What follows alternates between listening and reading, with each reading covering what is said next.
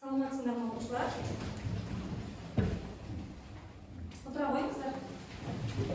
Алдымен сабағымызды бастамас бұрын сіздерді топқа бөліп алайын, иә?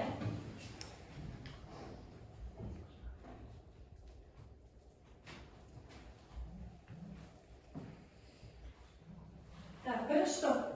Бізде Ермахан, Айкен, Әділбек, Еркеназ, Анна, Ермахан, Жанерке. Бірінші топ. Ал екінші топ Айсәуле, Лаура, Альфия, Біржан, Гүлнұр, Бегарс. Олай болса, бүгінгі сабағымызды бастайық.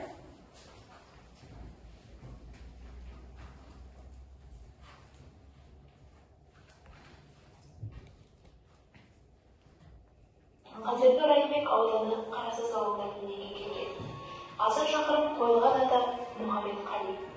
Мұқағали кішкентай кезден әжесінің қолында өсіп, анасының жеңгесінде қабылдайды. Балалық шағы соғыспен қатар өткен ақын тағдырының аштарын түгелді тазады. Мұқағалидың әкесі 1941 жылы Калининград майданында қаза табады. Алаңсыз күлкісіз соғыс ойнаған, өзге де құрбы-құрдастары тәрізді, ол да өмірінің қиыншылығын ерте көреді. Мұқағали 14-15 жасында өлімге шындап аяқ істеді. Қалың кітаптарды үйіп тастап, шашылмай, шалдықпай оқумен болады. Әдебиетке деген құштарлығының қайнар көзі Қарасаздан бастау алған Мұқағали орта мектепті Нарынқолда мектеп интернатта бітіреді. Одан кейінгі жылдарда жоғары оқу орындарының бірнешеуіне еш қиындықсыз-ақ түседі. Ақын 1949 жылы шаңырақ көтереді. Бұл кезде Мұқағали 18, ал сүйген жары бар. Жақсы балалар, видеоны тамашалады. Бүгінгі біздің сабағымыздың тақырыбы не туралы деп ойлайсыңдар балалар? Мұқағали Мақатаев. Жарайсыңдар, бүгінгі біздің тақырыбымыз Мұқағали Мақатаев. Ертең біз жол жүреміз ойлаймын. Алдымен сабағымызды бастамас бұрын үй жұмысын сұрап кетсем сіздерден.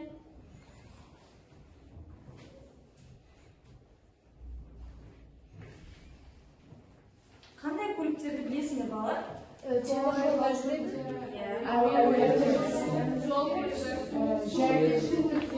Жақсы. Келесі теміржолда жүретін көліктерді атады. Поезд, метро, Жарайсыңдар. Келесі ұшатын көліктерді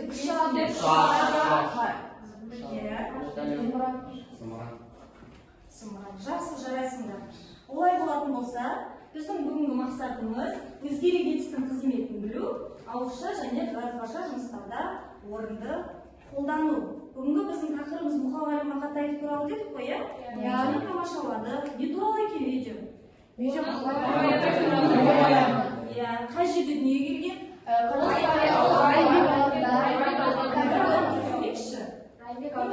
Қай жерде дүниеге келген Мұқағали Мақатаев? Мұқағали Мақатаев 9 ақпан 1931 жылы Алматы облысы Райымбек ауданы Қарасаз ауылында дүниеге келген. Жақсы, жарайсың. Тағы бар ма? Қосатындар. Мұқағали Мақатаев туралы. Қандай шығармаларын білесіңдер? Қандай өлең жатқа білесіңдер? Мұқағали Мақатаевты. Не айта алады? Мен Мұқағали Мақатаевтың «Ана» деген өлеңін білемін. Ана, сен бақыттысың жыламағым, жай түсіп жатқанда да құламадың. Тәңіріңнен мен едім ғой сұрағанның, сондықтан да жыламағым. Бармын ғой, тірімін ғой қасыңдамын. Өлмеймін, мен өзіңде асылданмын. Байырғы берекеңді қашырмағым. Жақсы, жарайсыздар. Тағы бар ма қосарларыңыз Мұқағали Мақатаев туралы? Мұқағали Мақатаев туралы екі ақпарат болған. Ол құжат бойынша 9 ақпанда туылған, ал анасы Нағима оны 8 наурызда туылған деп есептейді. Жақсы, жарайсыз. Тағы бар ма сондай ақпаратты? Оның шын аты Мұхаммедқали. Бірінші топ өте жақсы, жарайсыңдар. Балалар, олай болатын болса, тілдік бағдар өзгелі етіс. Дәптерлеріңізге жазып алуға болады. Өзгелі етіс дегеніміз қимылдың, іс-әрекеттің сөйлемдегі иесі емес, екінші бір басқа субъект қимылды орындаушы арқылы істелетінін білдіреді. Олар жұрнақтар арқылы жасалады. Ғыз, және тағы басқа. Мысалы, ол баласына өлең айтқызды. Түртіп алу әдісі арқылы дәптерлеріңізге керек жерін жазып алсаңыздар болады. Жақсы балалар, олай болатын болса, бірінші тапсырма. Екі топқа Мұқағали Мақатаев кім? Сол туралы топтарыңызбен бірлесіп жұмыс жасайсыздар және ауызша, жазбаша жұмыстарда өзгелік етістерді қолданасыздар. Сіздерді орындай қойсақ, бәріміз бірігіп, ақылдасып, Мұқағали Мақатаев кім? Және қандай шығармалары бар? Бәріміз бірігіп, топқа қосылсақ, ішінде өзгелік етіс болса,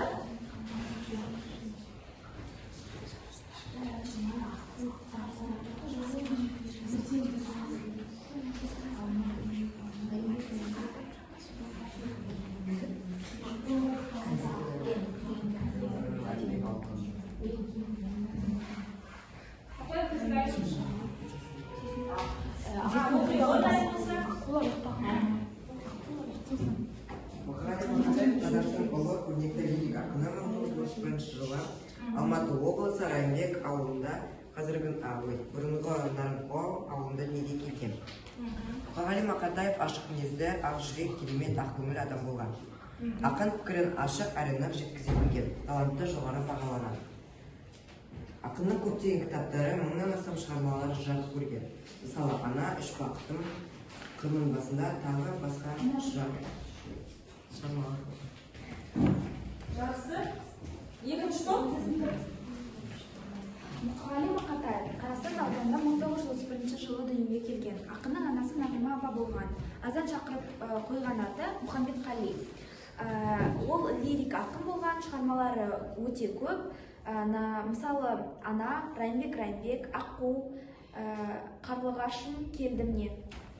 Жақсы, жарайсыңдар. Өзгелік етіс бар ма? Я бар. Қандай? Айта қойыңдаршы. Азан шақырғызған.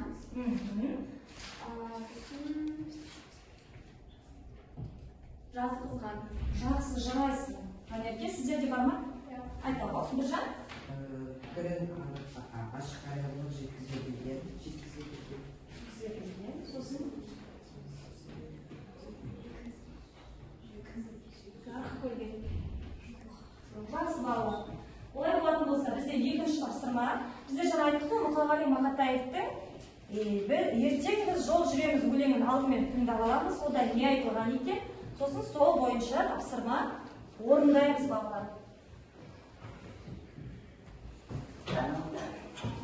Жол ұзап, биік асу, сапар алыс, жаз өтер, күз де кетер, тақалар қыз. Қандарында болашақ келмеуде, қанша бұттық салмағым бар.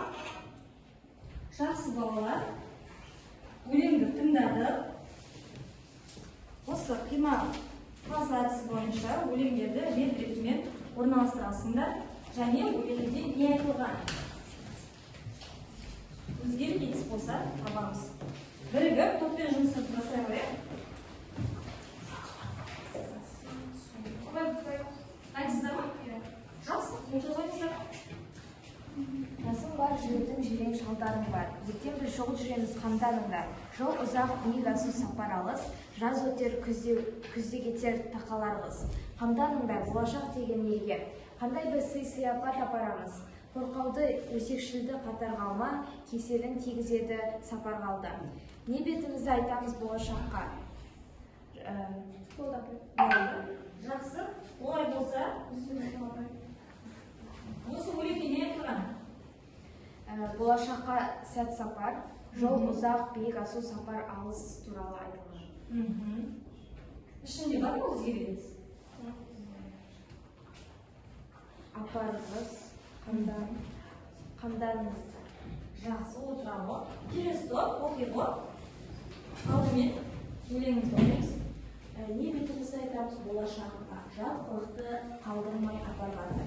Жамандық атаулыны қалдырыңдар, суға батыр отқа өрте жандырыңдар. Болашаққа деп аталған өлмес өшпес, жақсылықтан жаралған тағдырың бар.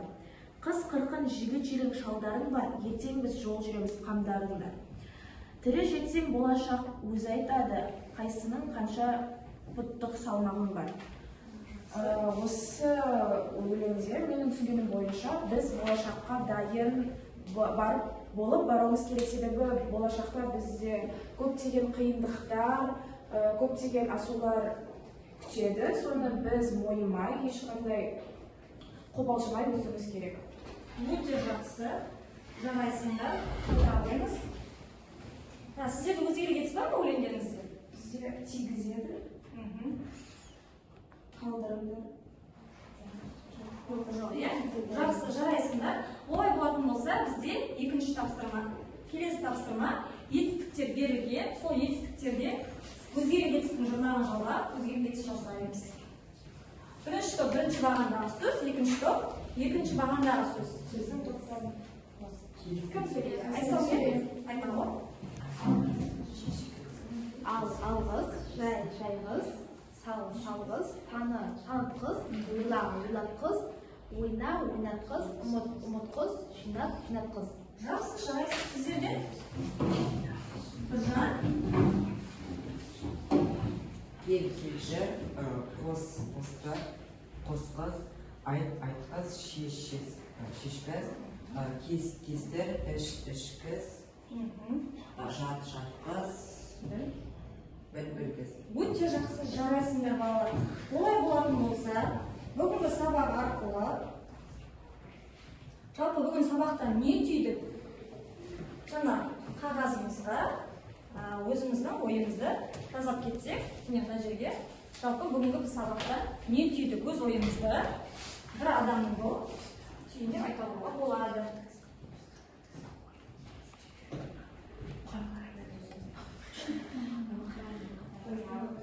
Сабақта не түйдіңіздер жалпы?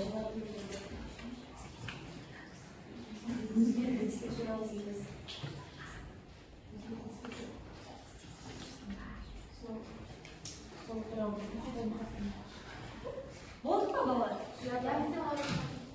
Жақсы? Менің ойымша біздің топ көп нәрсені түсінді. Мысалы, Мұқағали Мақатаев қай жерде, қай районда нешінші өзгеру өмірге келгенін, біздің өзгелік етістіктердің жұрнақтарын білдік. Орындар жазып, сөйлеуге білдіңіздер. Жақсы, сіздер? Бүгінгі сабақта біз қазағымыздың көрнекті ұлы ақыны Мұқағали Мақатаев туралы көптеген жаңа мәлімет білдік. Және өзгелік етістіктің қайда және қай жерде қолданылатынын түсініп алдық. Жақсы балалар, олай болатын болса, сау болыңыздар.